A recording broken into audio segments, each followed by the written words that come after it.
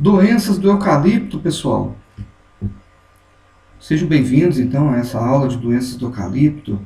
Nós vamos procurar, nessa aula, focar mais em etiologia e sintomatologia, tá certo?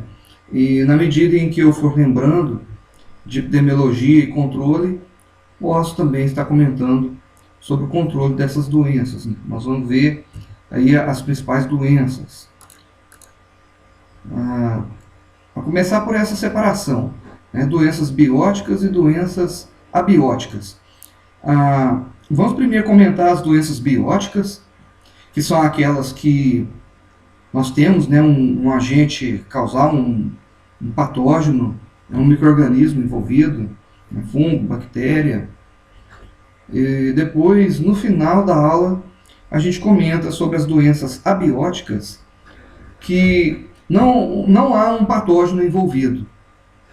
Pode ser sintomas até muito parecidos com as das doenças bióticas, mas causado por fatores ambientais, distúrbios fisiológicos. Então nós vamos começar com as doenças bióticas, tá bom? Eu tentei reunir aqui as principais doenças, né, as que mais pesquisadas também, as que têm ocorrência maior. Então peguei aqui 13 doenças, né, tombamento de mudas, podridão de mudas, murcha bacteriana, cilindrocládio, mancha de risotônia, mancha de bactérias, mancha de Mycos-Fierella, antracnose oide, ferrugem, e essas três últimas aqui, de fase final, Ceratocystis, Botryosfera e Crifionecter, nós vamos comentar por último. Tá certo? Começar aqui por tombamento de mudas.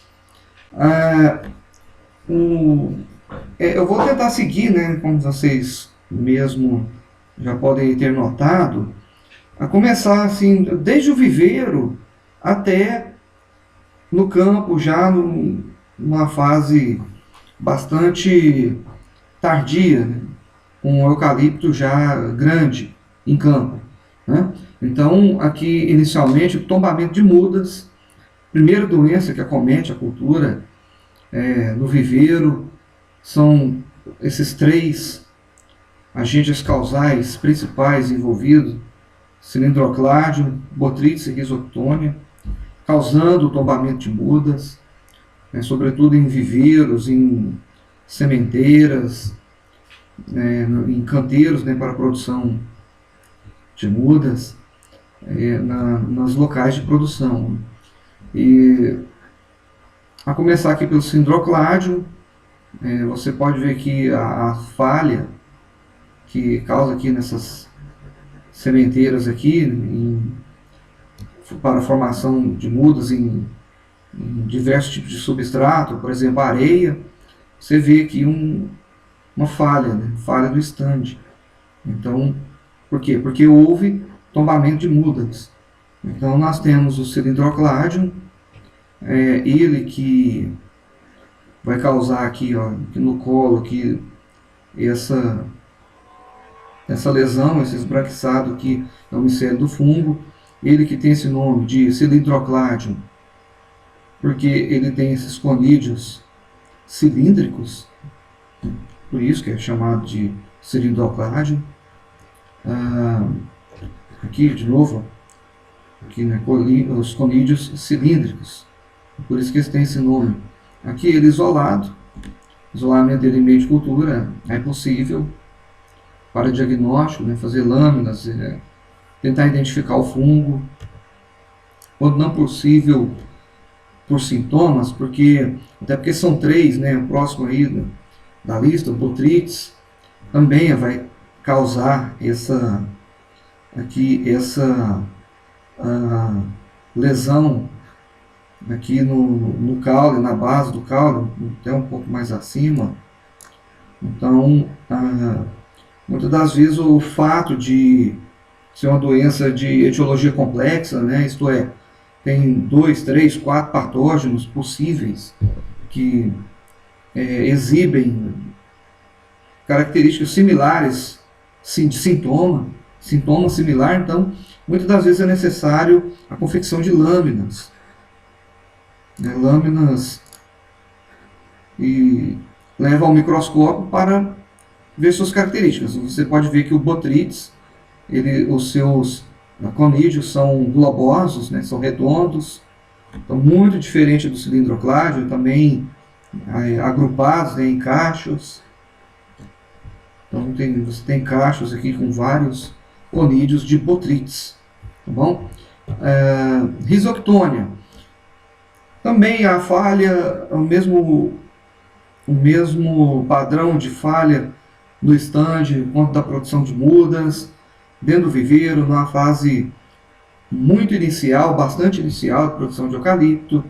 E aqui, diferentemente de cilindrocládio e Botrytis, o Rhizoctônia não produz esporo e ele, quando isolado em meio de cultura, é possível o seu isolamento também. Você vai ver um crescimento em rede das hifas e esses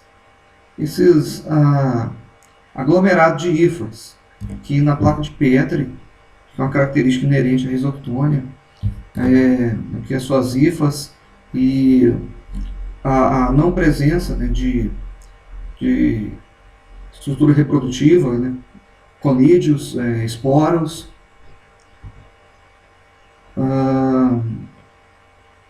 Seguinte, eu quero já fazer uma ponte aqui do tombamento de mudas com podridão de mudas, já ainda no viveiro, mas com o eucalipto já um pouco maior.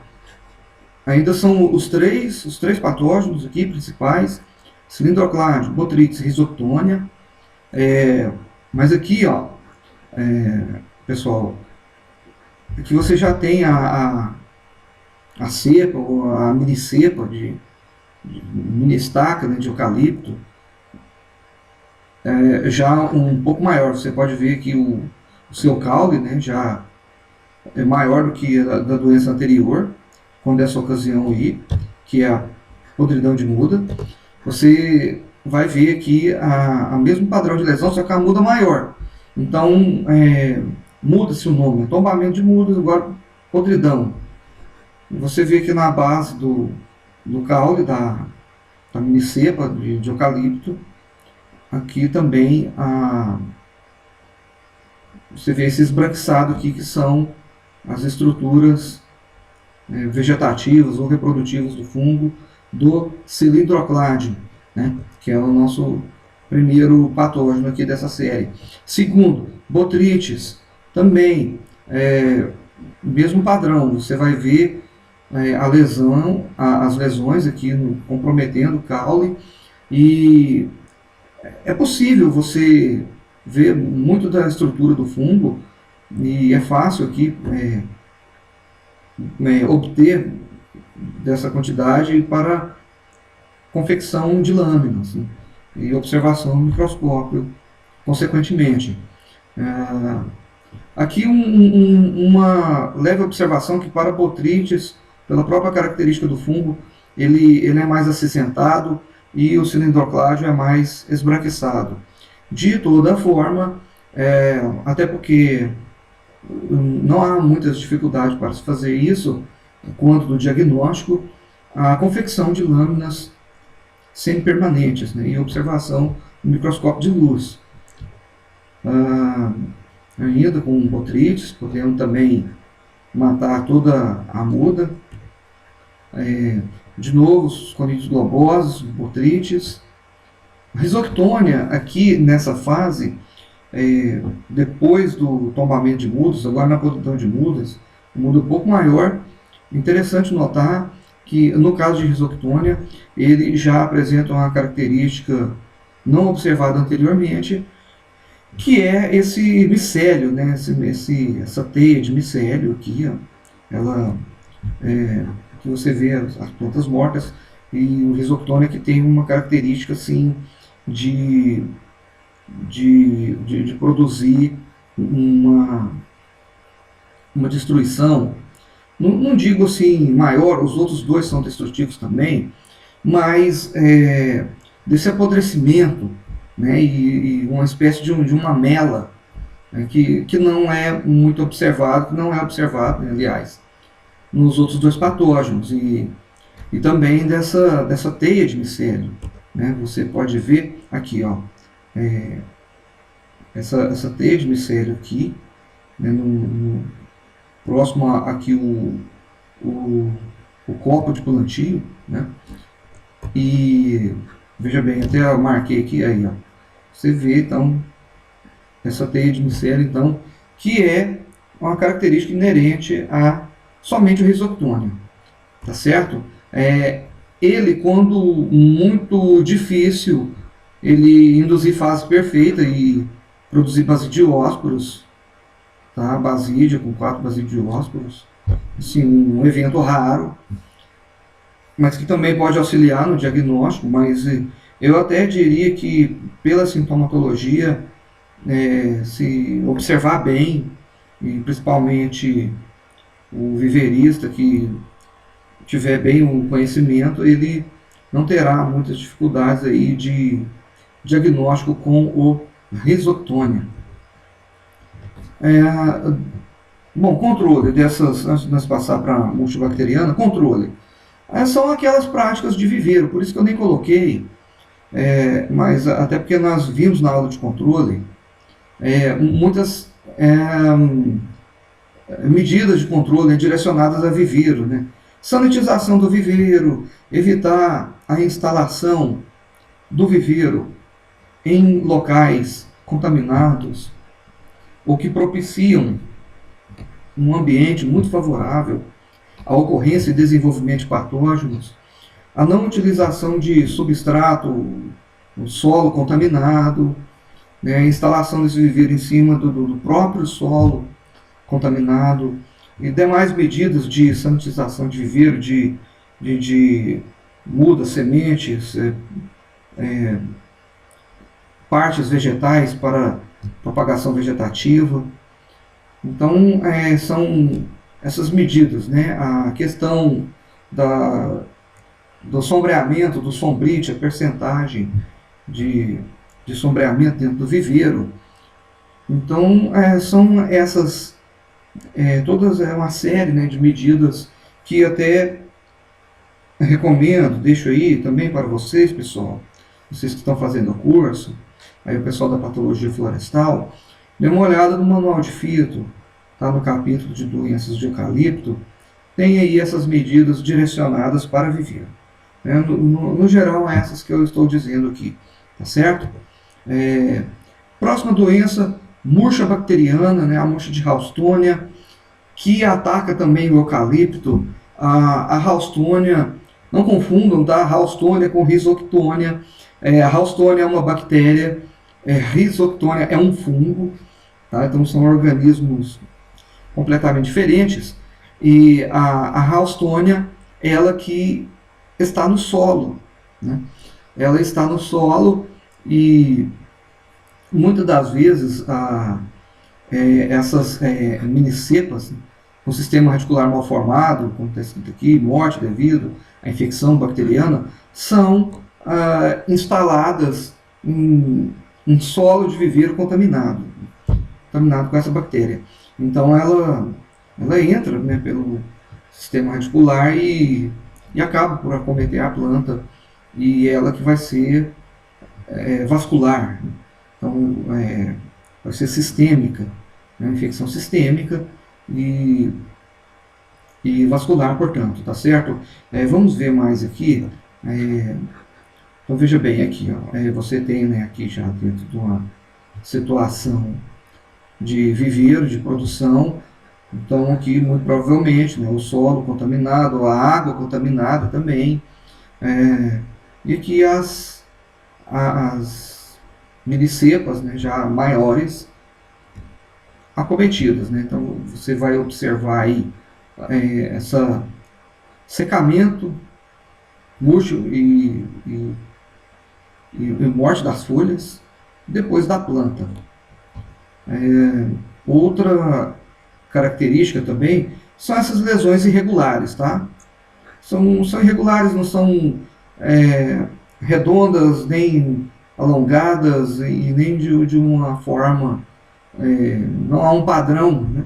Então são lesões grandes, irregulares, com essa tonalidade marrom claro, a palha, esbranquiçada, aqui espalhado pelo limbo foliar, muitas das vezes próximo às bordas, mas pode ocorrer também mais ao centro do limbo foliar. Essa é uma caractere. Ao observar também no feixe vascular, sistema vascular, esse escurecimento anelar dos tecidos basais da minicepa e descoloração de tecidos internos. Quando você corta, faz um corte em toda uma extensão, né, daqui do caule, você vai ver já tecido acometido, né, tecido foi comprometido pela colonização bacteriana. Aqui também, se você fizer um corte em bisel, você vai ver esses anéis de tecido vascular que também foi comprometido.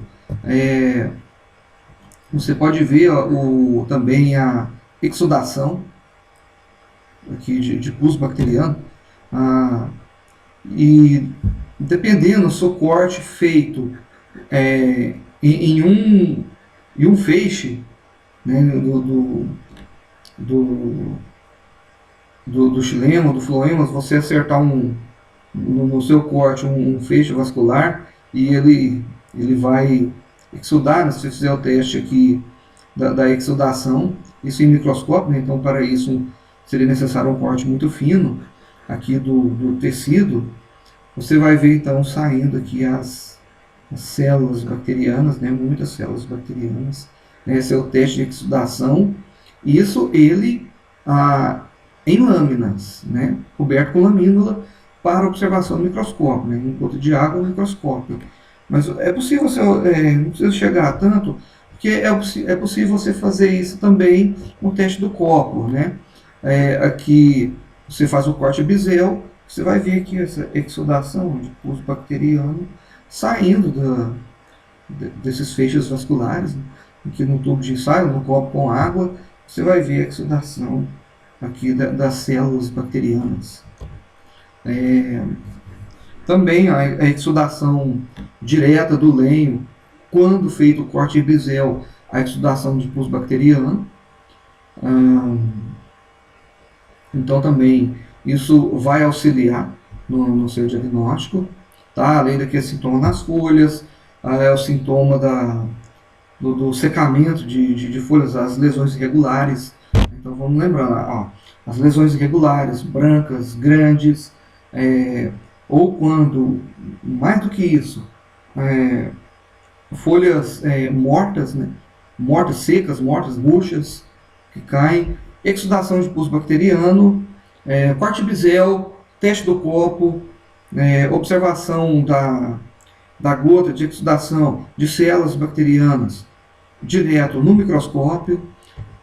Então são todas ferramentas para o diagnóstico, tá? Controle, as medidas, as mesmas medidas, né? Ainda no ambiente de viveiro, quanto à Ralstonia, são aquelas mesmas medidas de controle. Evitar a instalação do viveiro em solo contaminado com a Ralstonia, né? Evitar o emprego de substrato contaminado. Tá? Então são essas medidas direcionadas para o viveiro, sanitização do viveiro, enfim. Próxima, mancha de cilindrocládio. Olha, aqui já há uma diferença, né, com as lesões irregulares que vimos anteriormente. Não são irregulares, são lesões mais redondas e com centro claro também. Mas aqui é o cilindrocládio, ele que ataca no tombamento de mudas, podridão de mudas, mas depois ele vai passar a ser foliar. E mais à frente no desenvolvimento das mudas, e já mudas grandes, maiores, de eucalipto. Dentro do viveiro ainda, também no campo, quando é levado o viveiro ao campo também, você tem esse padrão de lesão no campo. Diagnóstico auxiliar, lâminas, confecção de lâminas microscópicas sempre permanentes, observação dos conídeos cilíndricos de cilindrocládio. Certo? Controle, existe pesquisa com material resistente, aplicação de produtos, mas é mais direcionado para clones resistentes, tá, pessoal? Seria aí a indicação. Evitar o aparecimento do viveiros, as medidas de viveiro, e também, muito importante, não posso deixar de citar a exclusão de mudas contaminadas, não levadas a campo. Então, medidas também de exclusão são muito importantes também. Risoctônia, também vai ocorrer ali a risoctônia, que também causa tombamento de mudas, podridão de mudas, assim como o cilindrocládio. Ela passa a ser um problema depois, mais ou menos, nessa fase. Também foliar, ela passa a ser foliar, destruindo grandes porções do limbo foliar. Tá? Mesma coisa, isolamento patógeno, crescimento em rede de hifas, todas aquelas características micromorfológicas do fungo, seu isolamento, e também auxiliado com a sintomatologia, que no caso aqui da risoctônia é muito diferente do cilindrocládio, que vai ocorrer também foliar, mais ou menos nessa fase de final de viveiro, indo para o campo e também já no campo de produção. Aqui no campo, ela, como eu disse, comprometimento de grandes porções do limbo foliar, tá certo? Morte, necrose, secamento e morte, queda das folhas. Essa também, pessoal, muito comum, ocorre muito aqui no campus também, daqui da faculdade, mancha de bactérias em eucalipto, no campo, já com eucalipto grande, plantas já bastante adultas. É comum encontrar essa mancha de bactérias.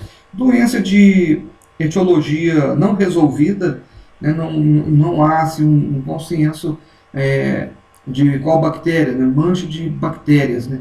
Existem mais de 2, 3 bactérias envolvidas, né? Populações de várias 3 ou mais gêneros bacterianos envolvidos. Então, aqui não tem muito claro medidas de controle, seria controle varietal, mas assim, é uma doença de uma ocorrência, às vezes até endêmica, já em muitos plantios de eucalipto na região, com esse padrão de lesão, né, que são lesões marrom, um marrom não tão claro, espalhadas pelo limbo foliar, de forma bem aleatória, e esse marrom, né, esse marrom castanho aqui. E ao fazer lâmina, claro, não se encontra, não há fungos, né, então existem essas populações de bactérias aí que ocorrem, tá? É uma doença que precisa então ser resolvido ainda, né, ser elucidado melhor essa questão da etiologia. Mancha de Mycosphyrella, também foliar, né, com esse padrão de atacar quando em campo, com plantas mais adultas, folhas bem desenvolvidas. A Mycosphyrella, ela que é mais arredondada, manchas grandes, marrons, grandes espalhadas pelo limbo foliar. Essa daqui, essa daqui que eu elegeria como uma boa imagem, né? Com esse padrão muito diferente da mancha de bactérias vista anteriormente.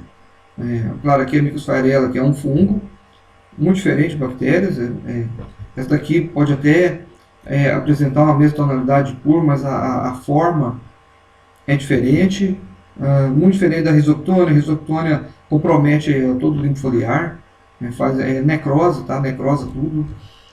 E aqui seria então mais o aspecto das lesões, tá? Aqui ó, as lesões circulares, ó, espalhadas pelo limbo foliar.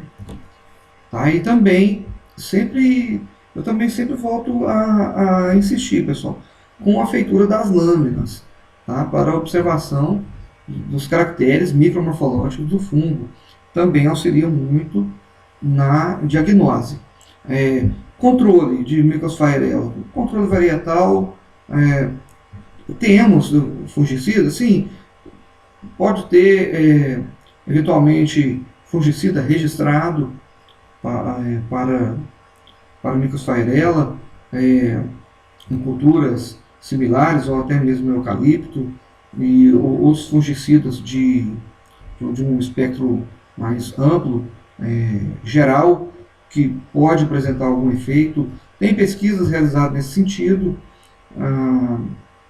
Eucalipto, por ser uma cultura que não tem muito esse tipo de manejo, né, de aplicação de fungicida como uma cultura extensiva, uma cultura anual, né, então muito é direcionado para um próprio controle varietal, obtenção de clones resistentes a muitas dessas doenças foliares, né, que, como eu disse, é avaliado e muitas delas já não ocorrem.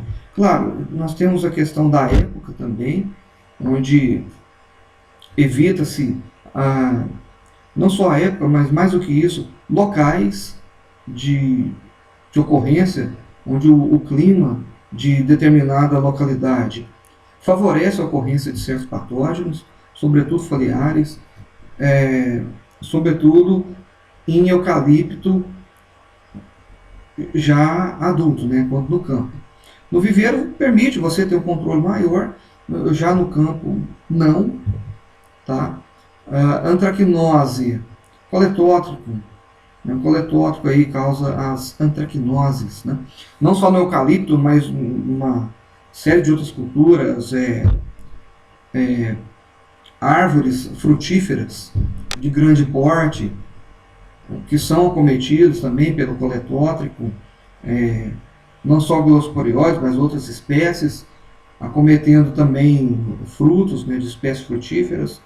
Aqui no eucalipto, ele vai causar problema em mudas, como está mostrando aqui, a lesão aqui na base, na muda, né, nós vimos lá para a plantão de mudas, Cynidocladium, Botrytis e Rhizoctone, que são os maiores problemas, mas pode ter antracnose também.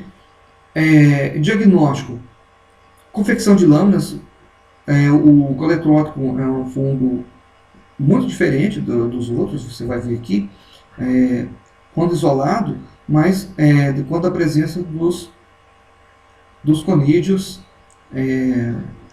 hialinos, fusiformes e aceptados de coletótrico, tá? Então, também é tranquilo essa questão da diagnose, não vejo muitas dificuldades aqui.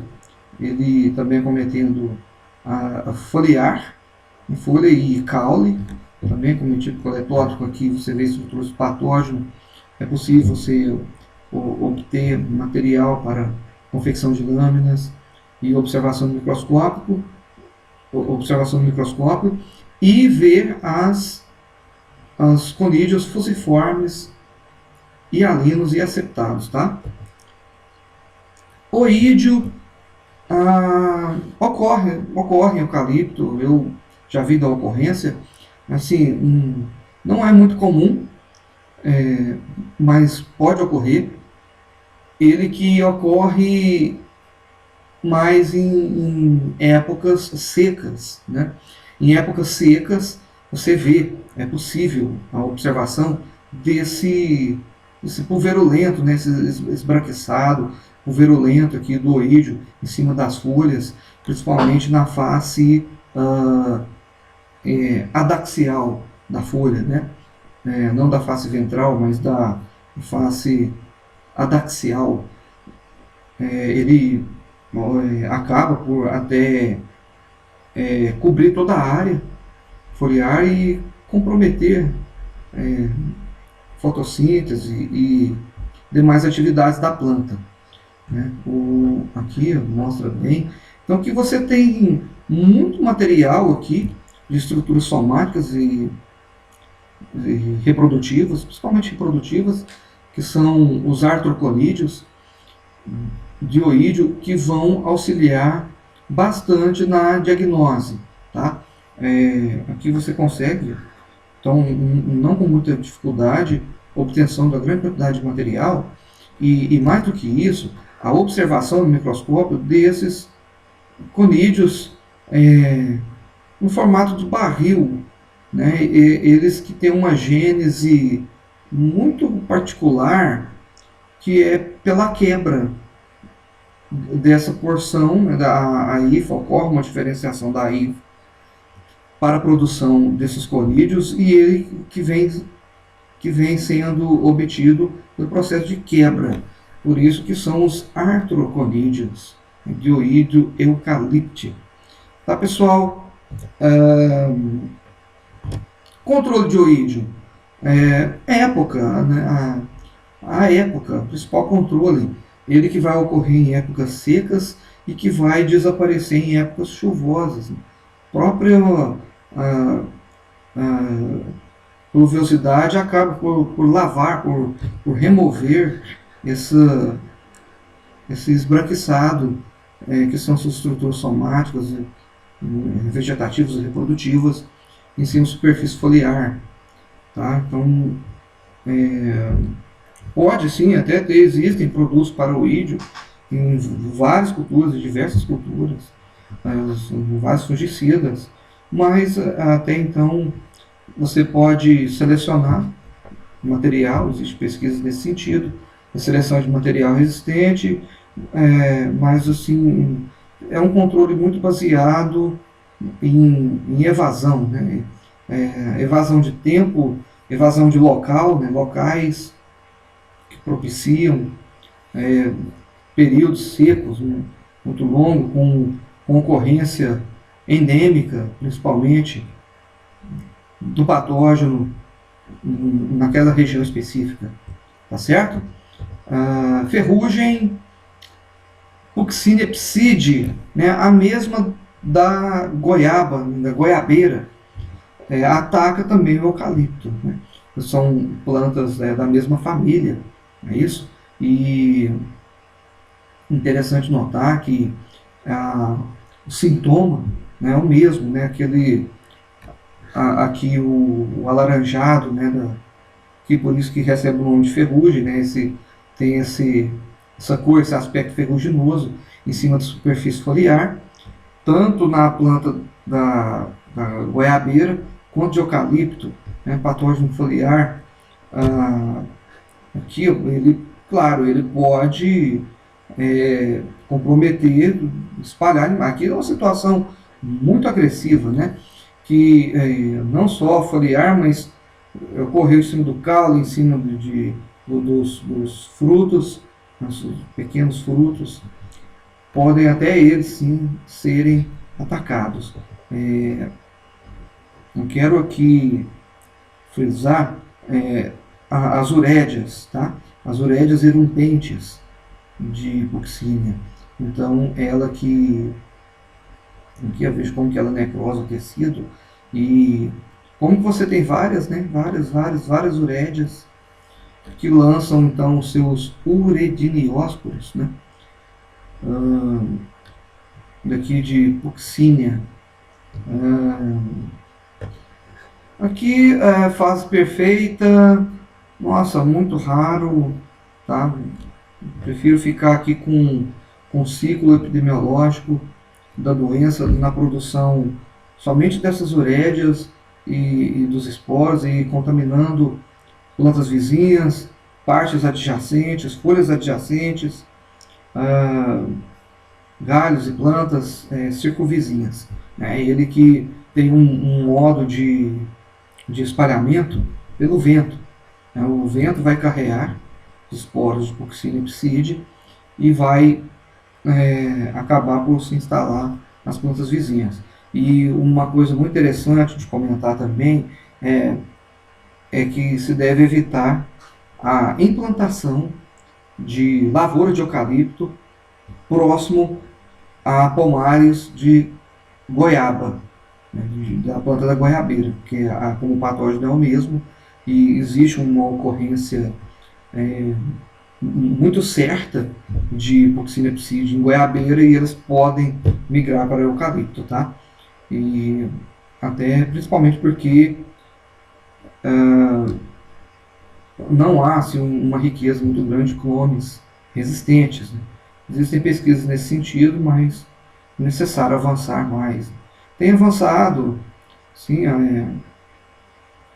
claro que os melhoristas, né, e melhoramento para culturas do tipo de eucalipto, né, culturas florestais, por ele ser muito difícil, né, então não é com grande facilidade que ocorre essa obtenção de clones resistentes aí a essas diversas doenças que nós estamos vendo aqui.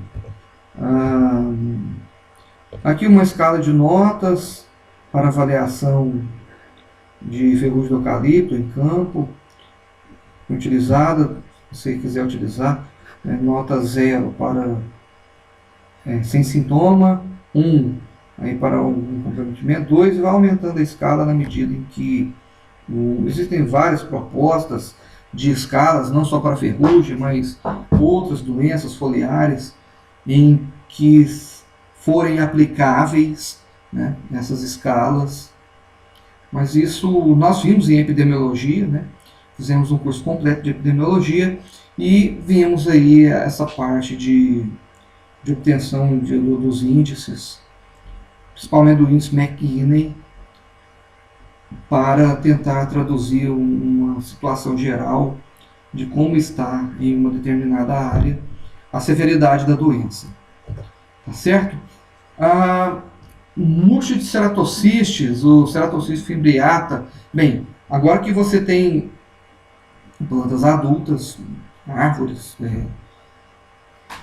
grandes já no final do ciclo da planta de eucalipto, e você vê aqui plantas mortas, né? Uma perda aqui muito grande. Você vê aqui também ocorre que o fungo ele invade o parênquima medular e vai colonizar o tronco, né? De forma radial, aí ascendente, só que radial quando em um corte transversal. É possível a observação daqui do câmbio, você vê esse comprometimento, né, da madeira do eucalipto. Tá? Ele é vascular e ataca o câmbio, a casca também, e como ataca, né, as porções internas da árvore de eucalipto, você vê então a árvore ela seca e morre, né? Você acaba com a planta. Tá? Então, é um patógeno muito pesquisado, tá certo? Um dos mais pesquisados e como tem muita pesquisa desenvolvida, a gente espera que avanços vão sendo obtidos e em determinado momento passe a ter mais alternativas, né, de controle. Aqui o escurecimento do LEM, forma de estrias radiais. Então aqui seria o que? Cuidados com a muda, com esse patógeno aí, para que esse patógeno não contamine as mudas. Se ele está presente na área de implantação, de implementação da lavoura de eucalipto, e também o controle varietal, desenvolvimento de material resistente, que não é tarefa fácil, né? Volto a insistir no melhoramento de eucalipto visando resistência a doenças. Por ele ser vascular, para diagnose, assim, embora são sintomas bem característicos, mas pode-se também lançar mão do isolamento patógeno para observação no microscópio e caracterização da morfologia do fungo, comparação com a literatura, e chegando-se à conclusão ser ceratocistes. Cancro, botriosféria, também atingindo plantas adultas no campo, botriosféria ribes, ele que vai causar aí essas rachaduras no tronco, já na árvore bastante adulta de eucalipto. Tá? Patógeno também, que pode ser isolado em meio de cultura, caracterizado.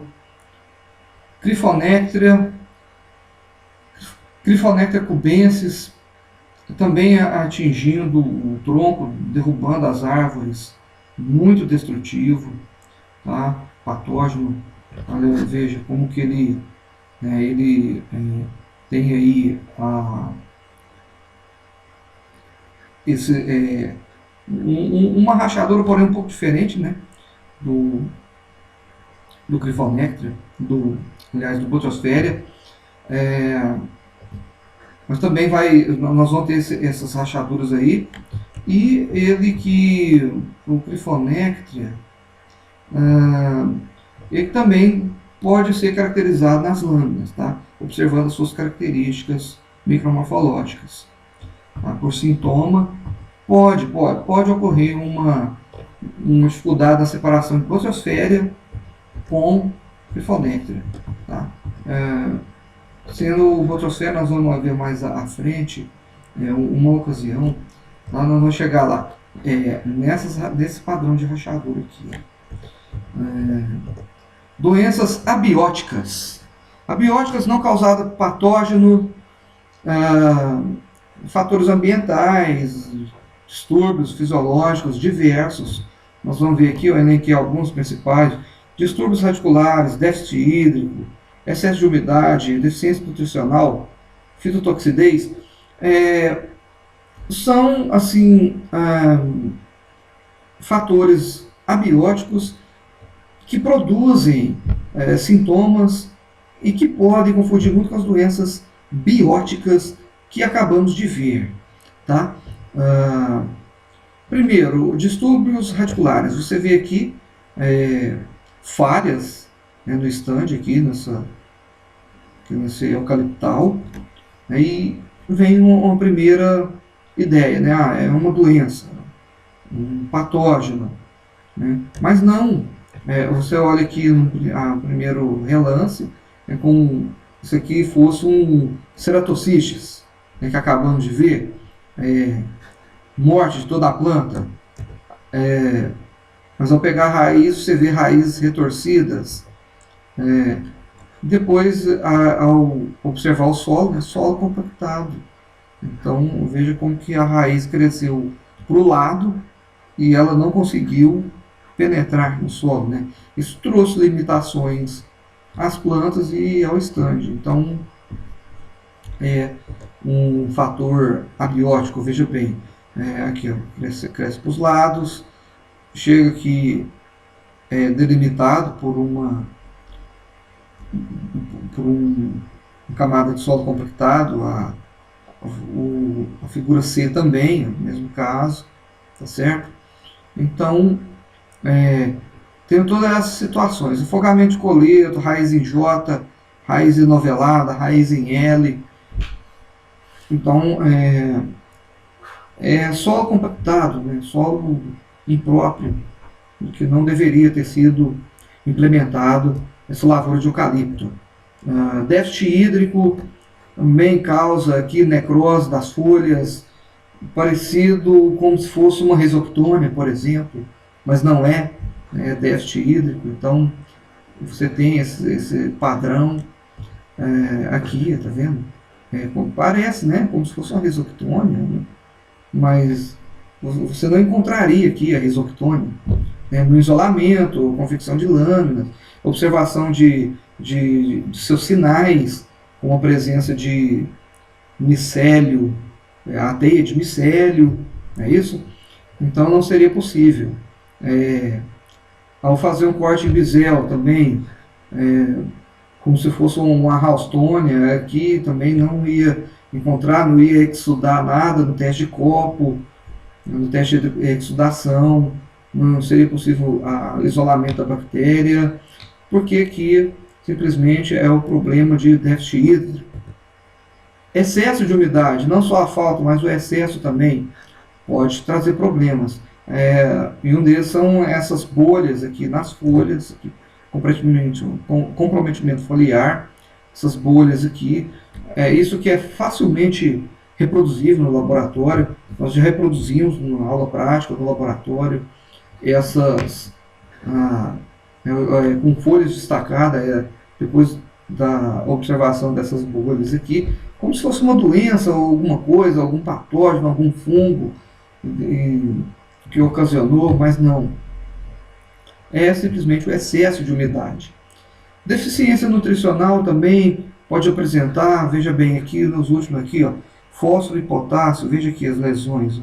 Você vê aqui umas lesões, uma queima, tá? Aqui as lesões circulares, como se fosse um cilindrocládio, aquele foliar que nós vimos, a doença de número 4, né, que nós vimos aqui mais no início dessa aula, ou até mesmo a própria risoctônia, né, aquela necrose foliar, né, daquele padrão de ocupar grandes porções do tecido foliar, né, tanto deficiência como pelo excesso de determinados nutrientes, tanto micro, macronutrientes, que podem eventualmente também induzir a um diagnóstico errado. Não é patógeno, é questão nutricional. O fogo, a ocorrência de fogo, ele produz um sintoma muito já conhecido de vocês. Vejam bem, esse daqui, ó, as rachaduras. Essas rachaduras aqui, como se fosse potrosféria. Vamos ver qual que era aquele que vimos aqui, foram aqui das últimas doenças, doenças de tronco, né, das últimas de eucalipto, potrosféria. Aqui no potrosféria você vai ver aqui, ó, as rachaduras, né, e esse escuro, né, como se passou fogo, né, aqui, e essas rachaduras. Agora vamos voltar lá na doença abiótica, fogo, né, aqui, as rachaduras, né, e levando, né, um diagnóstico errado, como se fosse um fungo, e não é, né. Você ia fazer isolamento aqui e não ia encontrar, né. Houve essa rachadura devido ao calor, né. O calor do fogo causou, né, na casca da planta de eucalipto, ele fez, ele dilatou, né, agrediu o tecido da casca e fez essas rachaduras. Tá certo?